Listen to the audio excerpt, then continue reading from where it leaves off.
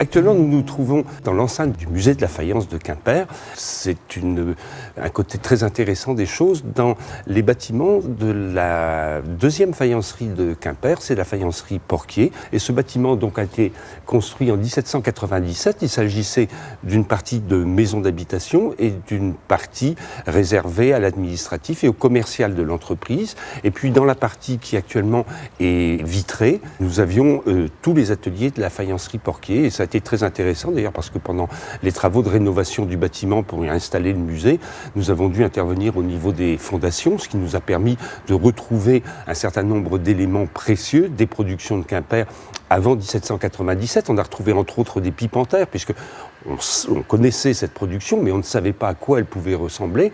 Et puis, on a retrouvé, ça a été une très agréable surprise, au niveau de la porte d'entrée du musée, eh bien, on a retrouvé quelques restes de l'atelier d'Alfred Beau, donc qui va s'associer à partir de 1873 à Porquier pour donner la célèbre marque Porquier-Beau.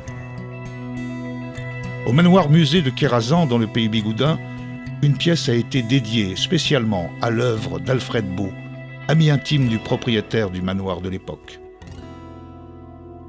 Cette pièce est dévolue uniquement à Alfred Beau, dont une pièce tout à fait particulière et unique au monde. Cette pièce est un violoncelle grandeur nature. Les décors sont fabuleux, tant sur le recto que le verso et les côtés. Et cette pièce est la seule. Pourquoi? Parce qu'ils en ont cuit 6 ou 7 qui ont toutes explosé, et la première qui n'a pas explosé, ils l'ont gardée. Ce qui est très très célèbre aussi, c'est toute la collection des botaniques et des oiseaux. Ça, quand on en voit en salle des ventes, c'est extrêmement rare de pouvoir les acquérir, quoi.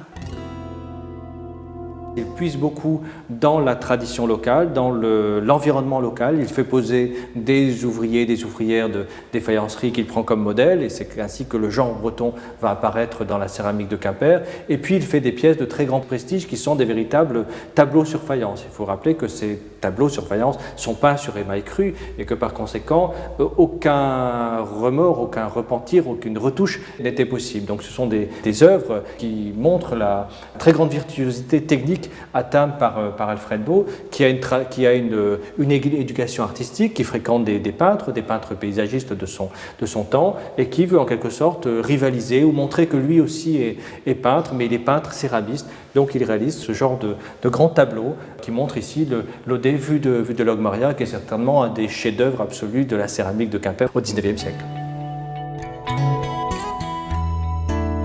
Alors, dans la suite des choses, on a vu qu'en 1904, la manufacture Porquier cessait son activité. En 1913, Porquier va vendre tous ses dessins et ses modèles à la manufacture Henriot. Manufacture Henriot qui connaîtra des problèmes en 1968 et qui sera rachetée par la manufacture de la Grande Maison sous l'appellation, en fait, désormais, de faïencerie de Quimper.